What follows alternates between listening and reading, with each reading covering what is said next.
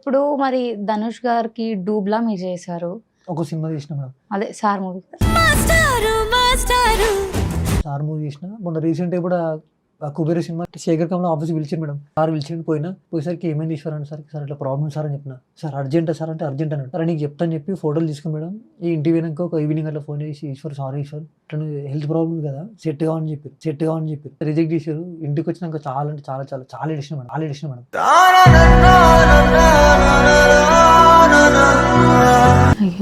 అయ్యో అంటే 6 నెలల శని నాకే చుట్టుకుంది.